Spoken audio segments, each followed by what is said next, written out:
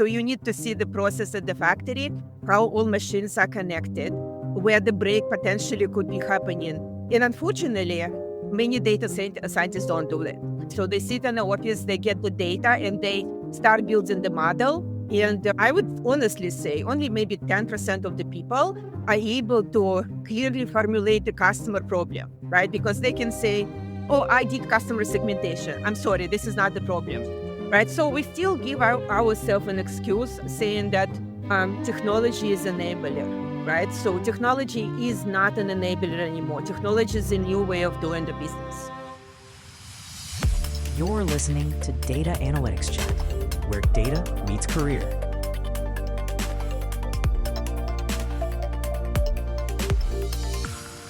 Data and AI careers are no longer built just around projects. They're built around products, outcomes, and long-term ownership.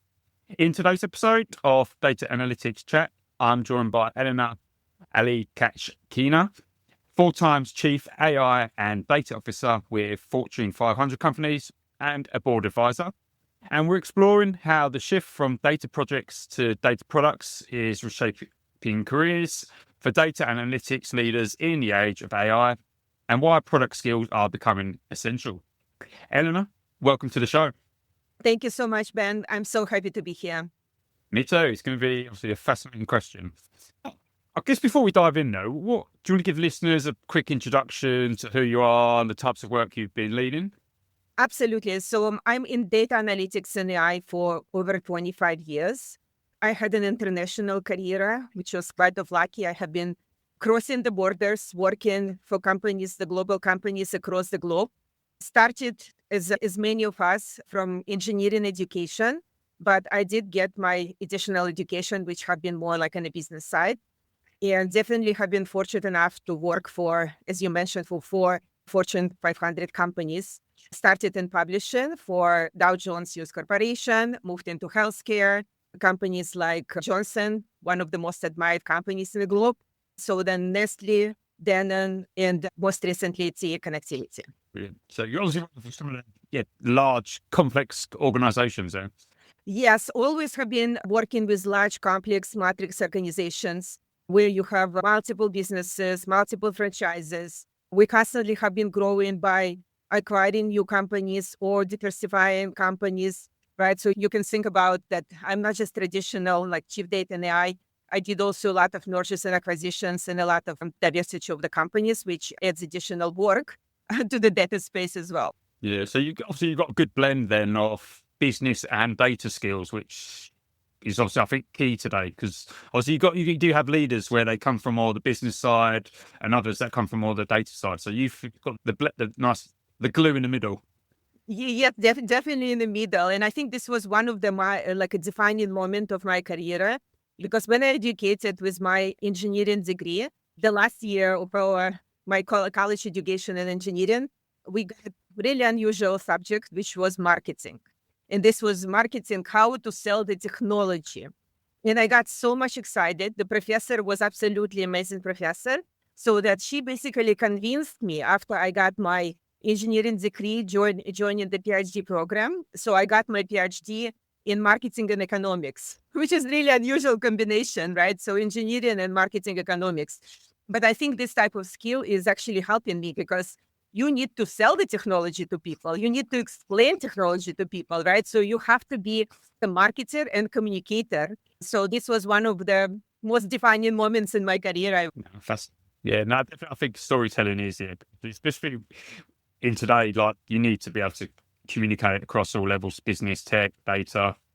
So then, has there been an experience that's most shaped how you approach leading AI initiatives? So I always think about what is starting. The first step is what is really we need to do for the business, right? You're going to hear a lot like define the business problem. I think it's not good enough defining the business problem. You need to understand is how the business is working, right? So where are the biggest pulls are happening in the business, right? So if you're a manufacturing company, actually, that how the product gets designed, right? Because if there is no product design, there is no company, right? So then you think about how the product gets actually manufactured, right? So how the product is moving to the customer, right? So you need to really experience all these moments, right? And as a leader, what I usually start my journey always, I go directly to customers. I go directly to the factory. I talk to people who are doing the business every single day. And I'm not asking them is what technology you need, right? So I'm observing how the process is happening, what is possible to do, right? So the conversation is about them. It's not about me, what technology I can implement, right? So I'll give you one example is like in manufacturing, one of the biggest use case, it's predictive maintenance, right? It's maintenance like at the factory, it's super expensive, right? So if you stop the factory line, you're going to lose millions of dollars or maybe even hundreds of millions of dollars, right? You need to have a kind of prediction when you should stop it, right? And when you look at this task purely as a data exercise, it's not going to work, right? So you need to see the process at the factory, how all machines are connected, where the break potentially could be happening. And unfortunately, many data scientists don't do that. So they sit in the office, they get the data, and they start building the model. So we do need people to experience the real work before they actually building any technology and models. So this always have been my approach. Or if I'm in a retail environment, like for example, working for Johnson Consumer Business, I have been traveling all countries all around the globe. So when I come to Singapore or I come to China, the first what I'm doing, I'm going to the store and I see how people buy my product. Where is my product in the store? How they can find it, right? What is the next product standing to my product? So seeing all of this is helping me to better understand how I can help the business. Yeah, and I like that because you're thinking outside the box. You're not in your role. You're thinking as a overall picture, aren't you? As opposed to just seeing through what you currently see. You need to, obviously, you've got a lot to take on, haven't you? You need to take a lot, but also you need to ask deeper questions, right? So what I'm observing is that we stop too early on questions, right? So even, let's say data scientist is going to come to the factory and first of all, what I'm observing, they're going to start asking really technical questions and people like confused, like what you're asking me, right? But they don't go deeper to understand where the break is happening, what expectations from the factory, what challenges factory having, right? So listening the customer should be significantly increased, right? And even when I interview people for different type of jobs, and I probably interviewed over 1,000 people in my career for different type of roles, and I would honestly say only maybe 10% of the people are able to clearly formulate the customer problem, right? Because they can say, oh, I did customer segmentation. I'm sorry, this is not the problem, right? So you need to understand why you have been doing the customer segmentation or what exactly changed for the business by you doing the customer segmentation. Yeah. And I think nowadays data roles are going that way as well. We've got the tools can do the heavy lifting, especially like the data scientists now. It's if you can understand the business problems, that's where you're getting the value because you can add so much more knowledge and expertise in that domain.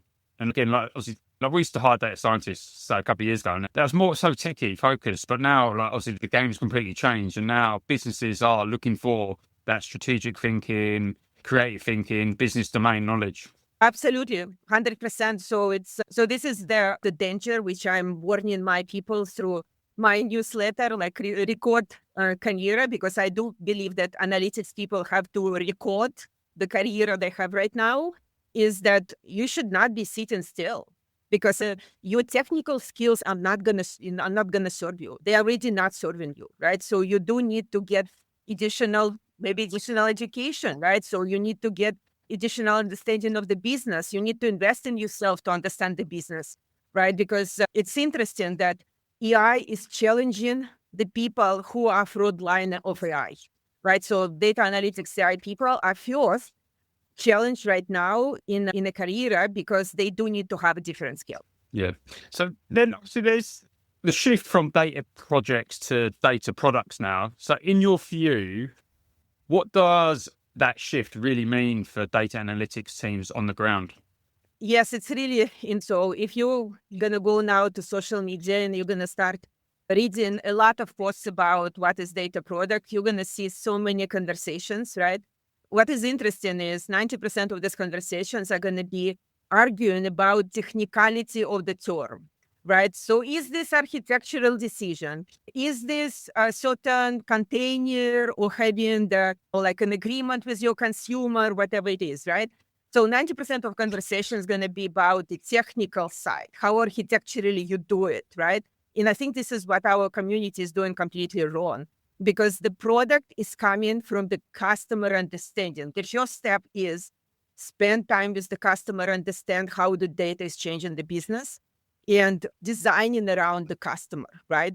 So what I see is that like a massive implementation of the data product architecture started, and it's actually driven by major hyperscalers like Databricks, Microsoft Fabric, Snowflake, right? They all come with concept that you need to have a federated architecture, right? So technically, this is absolutely correct.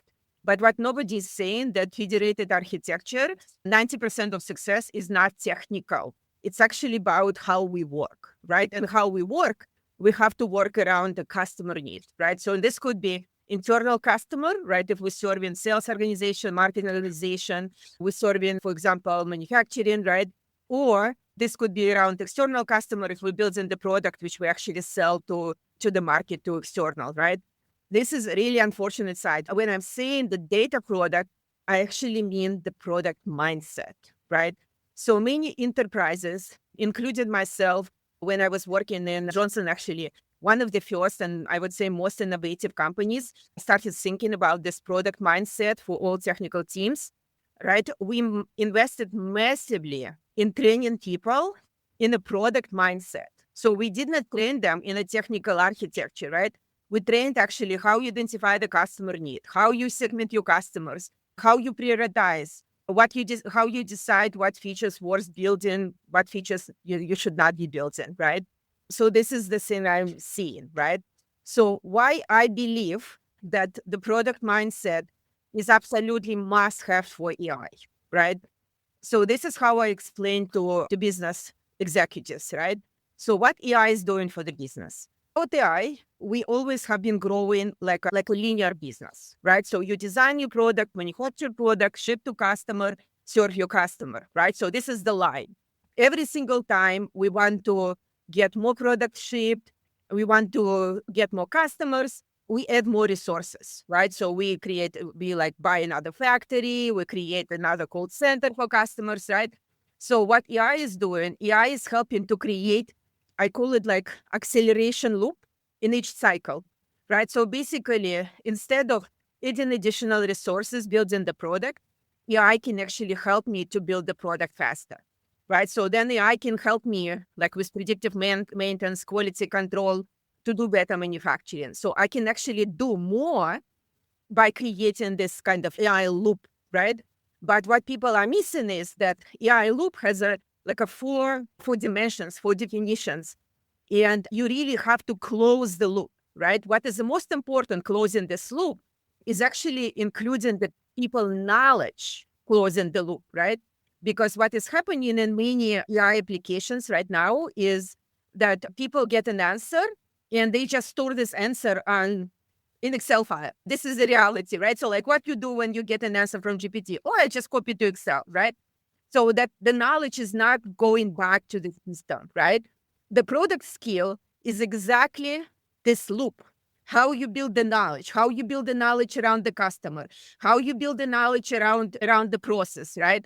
We massively need this type of skill with all technical data AI type of organizations, right? So AI cannot be project. It's not the project because you cannot create the loop if you're in a project, right? So you need to constantly learn.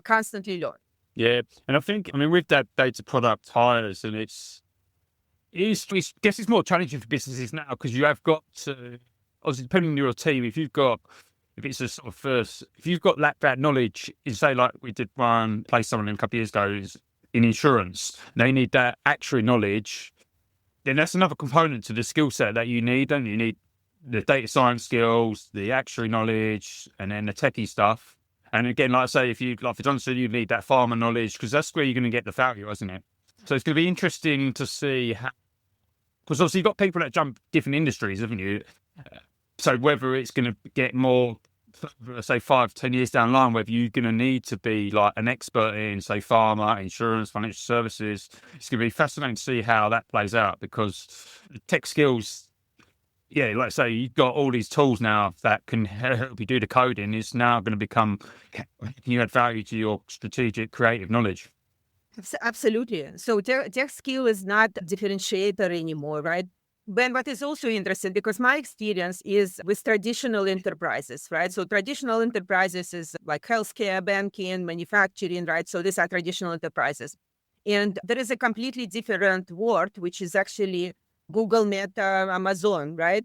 And these type of companies, they adopted the product mindset from the day one, right? So this is why they're so successful. By building the product, building like personalization in Amazon, or the way how Meta is operating, right? So I have been hiring people actually from this type of industries in my teams just to help to build the skill. But what I also is finding quite of really different, and sometimes it is upsetting, right? Because if you go to internet, you're gonna see enormous amount of communities. There are Meta community, there is Amazon community, there is a product sense community, there is a product weekend community, right? All of these places where people are learning from each other, right? What is interesting is if you look to traditional enterprises, people who are working healthcare and other kind of industries, right? They're not talking to each other. They're really silent, and they're not taking the step to learn the new skill. What I'm seeing with Amazon type of people, they are so proactive. They go ahead and take a new skill. They take a product class, right? And in enterprise, you almost have to force people to take this step, right? And unfortunately, they actually going to sacrifice career if they're not going to do it, right? So what I have been doing lately, like in my was record force, I was trying to wake up people, saying, wake up, you have to speak up. You have to go to talk to your customer. You have to present yourself. You cannot be silent. Go outside of your comfort zone, right? So this is what like must have. And I'm trying to promote as much as possible. Yeah, and I definitely, because in like now, as data scientists, as an example, or like machine learning engineers, like they could be heavily technical, and yeah, they might be able to like create these like amazing technical features, but if it don't like align with the business products, it's not going to be as value driven as like the techie would expect. So I think you've got to, this is where, like you said, you've got to adopt this product mindset now just to, how actually can I add value to the business as opposed to making this product maybe technically flash. But it's going to be interesting to see how obviously leaders adapt this new way of working. And it is needed at all levels. So because I have been talking to chief information officers who actually argue with me and saying there is no difference between product and project. I was like, there is a big difference actually being a product organization and project organization, right? So there are education needed at the highest level of technology leadership. But also if you go to the colleges, right? I mean, my son is in the college right now, so he's a second year computer science and he has a minor in business as well. And I do have a lot of friends whose kids like the same age and they're going through the colleges, right? So what is happening right now is the last 5 years, colleges graduated over 1 million students in computer science and analytics. Only analytics alone, it's almost like 500,000 people across in US, right? And what these people are coming to the market, except with a lot of money, they still have to pay back to the college, right? They come in with some technical skills. And even these technical skills are quite outdated because most of the colleges are still teaching Power BI. They're not even explaining how you can use the AI tools, right? But they also, colleges do not teach the data strategy. Colleges do not teach any product management skills. There are no classes about the soft skills. And it's interesting. So when I'm interviewing students coming like through internships, right, you can see amazing CV with a lot of projects. And you're asking how you did this project, right? So that usually the answer is, I just got a data set, or I signed up for platform, something like Marvin Analytics, which is a great platform, by the way, right?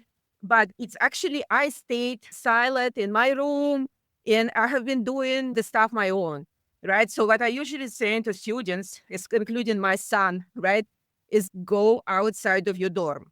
Go knock the door of the small business. Go to nonprofit organization and say what I can do for you.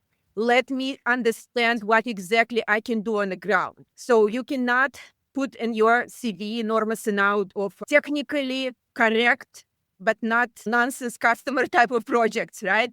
So this is a new skill. And majority of tech people, with the people, they feel really uncomfortable going this outside of this kind of zone, right? Teaching my own son, and his response is, Mom, this actually works. I was like, yes, I told you, go outside of your comfort zone, talk to people. And he was like, you know what? I'm amazed. People are responding. I was like, of course, they need help, right? So be more proactive. And this is the way how you can get your first job. Yeah, no, I definitely think it's also, if you go to the business side, you understand their problems. You can then, obviously, you've got the technical background, you can then add so much more value. And it's that collaboration bit. It's obviously data teams and business teams are getting closer and closer, quite close enough yet, but I think that's the way the future is going to be. And that's where the businesses that do that are going to have that success. So then, I guess with the organisation, are moving towards like this more product thinking. Do you feel leaders struggle to adapt their ways of working?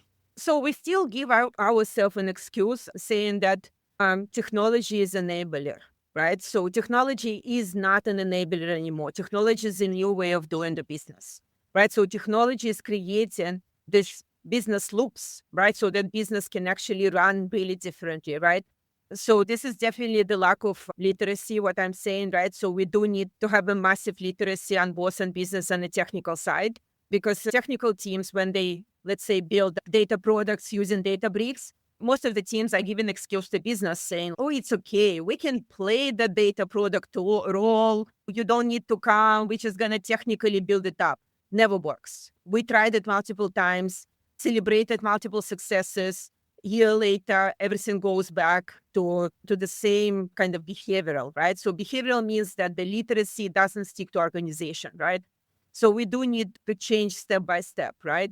So for leaders who really need to drive this change, right? So from the technology side and business side, my advice is go back to education. Go back to education, but don't take, if you technical leader, you don't need to take another AI class. It's good enough if you watch some YouTube videos, educate you on the technology. But what classes you need to get? You need to get into communication. You need to get into collaboration. You need to actually negotiation, right? So how you negotiate benefits with the business, right? So we do need the massive education of technology and data people. At the same time, we do need to embed more, let's say, like a data and AI education into business curriculum. Like all major business schools are not even teaching data strategy, which is shocking, right? So there is no classes on data strategy. So how you can be the leader of the future if you don't even know what role data is playing in an organization? Yeah, no, because businesses are struggling to hire like your data scientists, data engineers, because that again, the mindset is having that business knowledge. Just like the roles changed, and there's not many people that have adapted their ways. So do you think businesses should start investing more in this, like executive training at an earlier age? Because I've had one guest on here before, and she had got executive coaching at like an early age. Well, no, sorry, like early in her career, and then that's ramped her up, and now she's chief data officer at another company. So I think, is it more trying to get into that mindset of being more proactive, learning these skills that are going to be helpful 5-10 years ahead? Absolutely, right. And I would love actually to provide like an analogy, right? Because there are a lot of leadership development frameworks, right? You might know some of them. There are like a Strengths Finder, there are work engineers. So there is a framework called DISC, right? All of this framework is actually look at the people behaviorals, right? And looking, for example, who is actually excel in what, right? So people are really great in making connections. Some people are really great in making deep dive research and kind of understanding all facts and everything, right? But all of these methodologies, old methodologies, they do not talk about what is changing when technology is around. I recently have been presenting at the Manufacturing Leadership Council, which is like a really large organization in North America covering almost all manufacturing organizations, right? And my topic was about what is the leader of the future, right? So I did ask my audience, which majority of executive officers, chief transformation officers, I said, what is the one dysfunction of the team, right? And everybody know from the old leadership development, the number one dysfunction is trust. But in all methodology, the trust is between people, right? Between your manager, between leadership and the employees at the company, right? So this is the old version. But now data and technology is a part of this, right? So it's, do we trust data? Do we trust technology to make decisions for us? And when we had this conversation in this big room of senior executives, the reaction was like, oh my God, this is absolutely right. We cannot do the old way our leadership development, because we do need to include technology as a part of leadership development and show how trust is changing, how partnership between teams are changing, how roles are changing in organizations. So when I speak about data AI literacy programs, this is not about training tools. Most programs you're going to see, not most, all of them, you're going to see actually about how we train people to understand data. No, it's not about understanding data. It's about is how we can make people actually trust in data, how they can identify whether you should be trusting or not trusting data, right? And how you should be working together so you can actually trust the data, right? So different centers. So what then would you say, like, for the listeners, what skills that are becoming essential that people should maybe focus more? Because obviously this change now, obviously there's so much to learn, isn't there, with generative AI? It's all constantly evolved. But is there any other key skills that people should pay attention to for this, like, this more of a product-driven environment? This all comes into soft skills, right? So this is your cultural agility.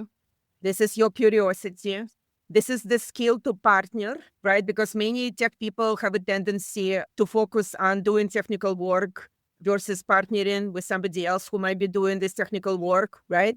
Collaboration up and down, listening to customer, and negotiation. So these are the skills which are absolutely needed for the future, right? So I'm highly recommending, again, when speaking up for people on traditional enterprises, right? We have to wake up.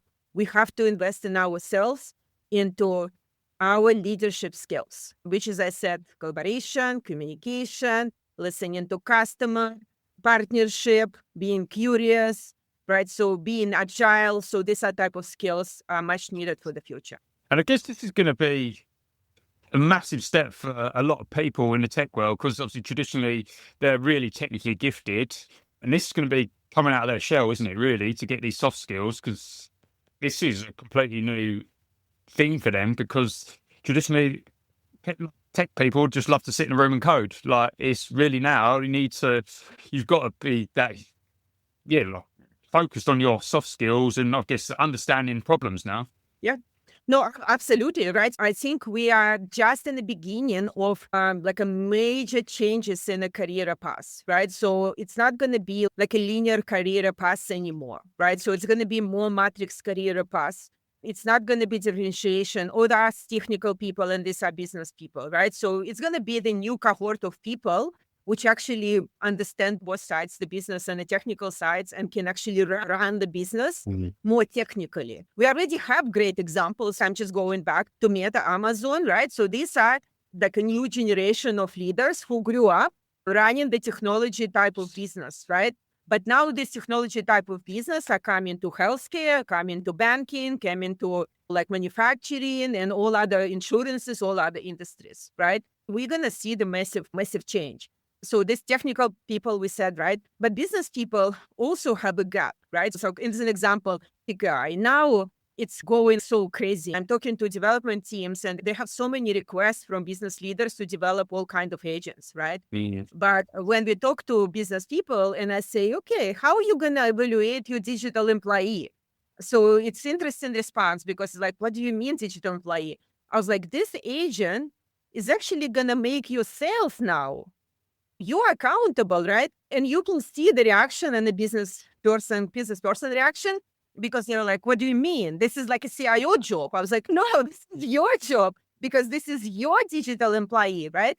So we also need different type of skills on the business side to understand how you manage technology as your new employees. So what do you think, obviously, the rise of AI, is it accelerating or complicating the move towards more product-centric roles? It's accelerate. It's accelerate 100%. Ben, as I'm saying, is people wake up. It's like you have to invest in yourself and get this type of skills, right? Start from reading the internet, watch YouTube videos, buy some books. I mean, you can see probably behind me, I have quite a lot of books actually about the product management because I personally have been investing in my own skills the last like 12 years, I would say, right? You have to invest in your education. It's going to be like must have for the future. This is the way for you to actually stand up around the crowd and get your leadership spot. Yeah.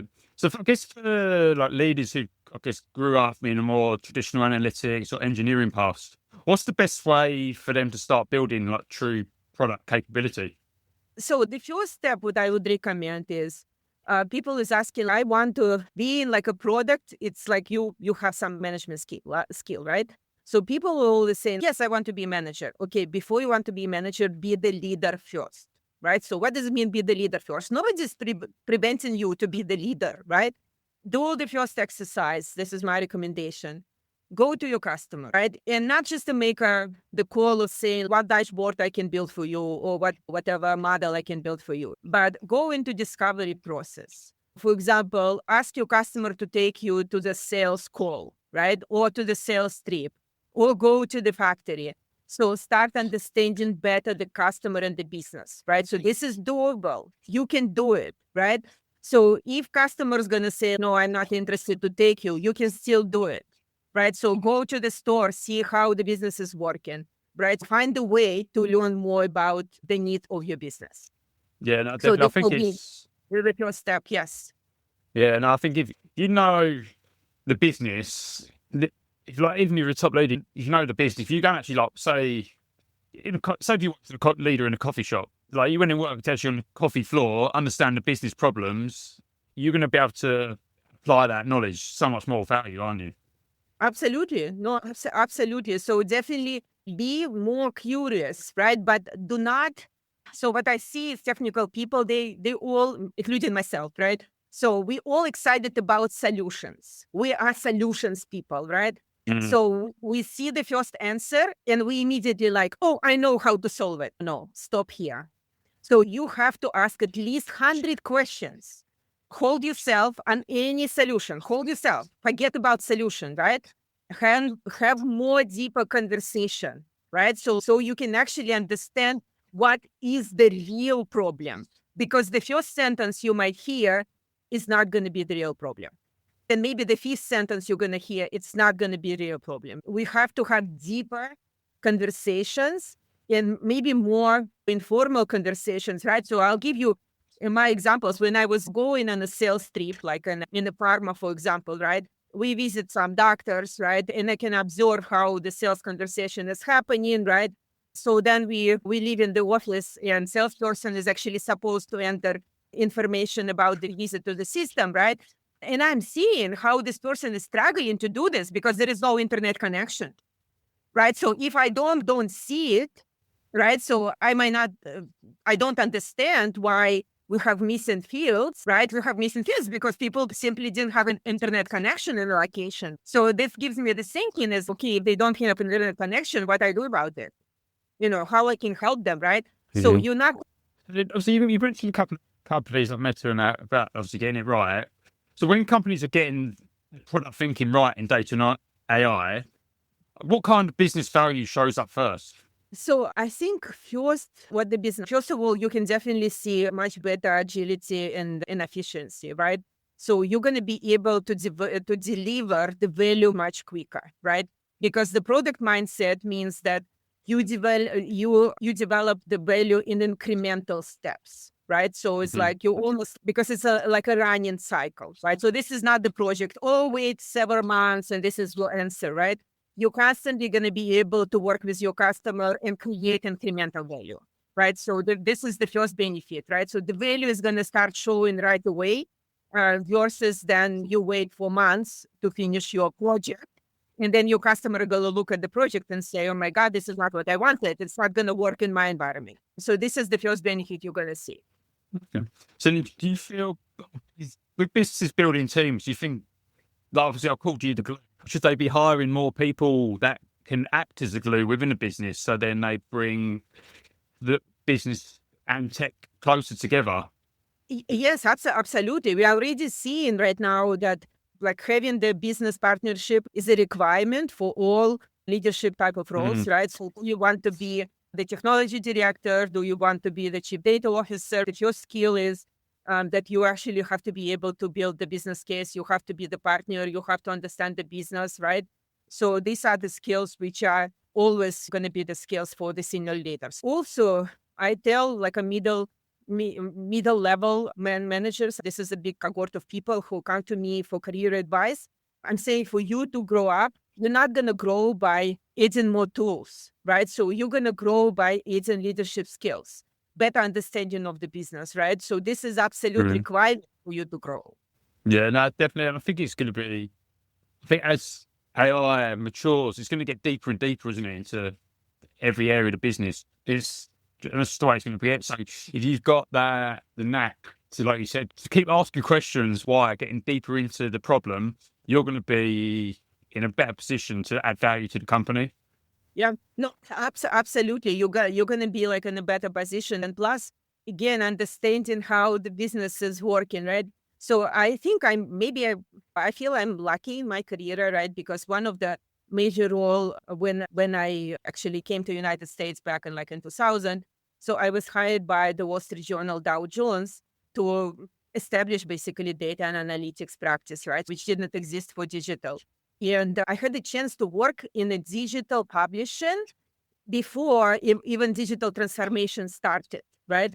So this gave me opportunity to better understand how to work in this product model, right? So we didn't call it the product model, right? But this almost an Amazon type of requirement, right? I remember one of the program I was driving is personalization, right? So like everybody have this theory that if you personalize customer experience, you're going to get better customer retention, you're going to get better subscription, right? So you're going to get longer time value, right? So this is like a hypothesis, right? And there are two ways to look into this, right? So one way is like how we technically prove it, right? Can we actually prove that personalization is driving more usage, right? But then the business side comes, is this going to convert to a P&L? And here you can hear a completely different story, because I remember when I was presenting to senior executives at Dow Jones, and basically I said, you know what, here is my finding. So this type of organization is going to convert to P&L, and this one is not going to convert. And you're going to see the room of people, like really senior chief product officer. And she was like, oh my God, Elena, you changed my mind. I didn't even think this way, that this organization is not going to convert to P&L, which means that we don't want to invest. Right. So technically you can think, oh yeah, let's do everything going to be personalized, right? But if it's not going to convert to your profit basically, or your additional customer growth, then it does make sense to do. And I would tell you, it's rarely you can see the people, especially like a mid-level, who are crunching all these numbers, are thinking this way. So they need to start more about how the business is made. What is our profit? What is our loss? What is operational efficiency, to better connect all these science projects to real business? Yeah, it's interesting you say that, because I've had a lot of people on the podcast, or I speak to people where they've got to the point in their career and they've done like a sideways move to more into the business, and then further on in their career, it's really benefited them. So I think there's a lot of different ways you can go in the future, especially for leaders. You can see a side. Obviously, I know everyone probably wants progression, but sometimes if you do a sideways move or even a step down, just to understand the business, it's going to benefit you in, say, 5 years' time. You're going to just add, being a better, I guess, more all-rounded type of individual. You understand business, and obviously you add the tech side to your skill set. 100%. And actually, some companies are doing this type of rotation. So, for example, Johnson, actually, we did quite of rotations, right? So, like somebody from my team, like a business analyst, we sent her to the marketing organization for 6 months, right? And she didn't like it. She was like, I don't want to be in marketing. No, go and learn what marketing is doing, right? Because we work in a lot with brands. You need to understand the brand structure, right? So these are like you basically need to give this type of skills to rotate people. And the same, take somebody from the business team and put them into technology organization. So for me, it's actually just maybe how I came to my role as a chief data AI. I started from the business, right? So when I was working in the publishing, I was in a product organization working directly with the business. And my first technical role is actually happened to be when I joined Johnson, right? And this is where I started more being on the technical side, right? So I'm coming from the business to technical side, and this is actually helping me because I'm helping the business people, the technical people to be more business focused, right? And we need both ways. We need people actually both ways to take this type of steps, because there are a lot of really super smart and people who are really understand the future of technology on the business side, but they feel that going back work for technology, it's almost like a step back. No, it's not the step back. You can be one of the best technical leaders, right? So if you come from the business to the technology. Yeah, no, definitely. Brilliant. Okay. Brilliant. I really appreciate your insights, Elena. I guess I love your passion, by the way. Any final words you'd like to leave with the listeners? So I think my final word is definitely, I think I already said enough, is wake up, people. So unfortunately that AI is going to be, it's going to put pressure on us. It's putting pressure on people who build AI. Going to feel it first, right? Wake up, invest in yourself. Nobody going to help you unless you help yourself, right? So there are so many resources available. As I mentioned, there are wonderful communities. There is a YouTube, there is a Substack, right? But take care of yourself. So this is going to be my last message, because I love you so much. I want everybody in data analytics side to be successful, but please wake up. Brilliant. Thank you for your conversation. Thank you so much, Ben. Good. And I guess thank you for listeners for listening. If you want more conversations with data experts, please make sure you follow or subscribe to Data Analytics Chat, and so you don't miss future episodes. And we'll see you next time.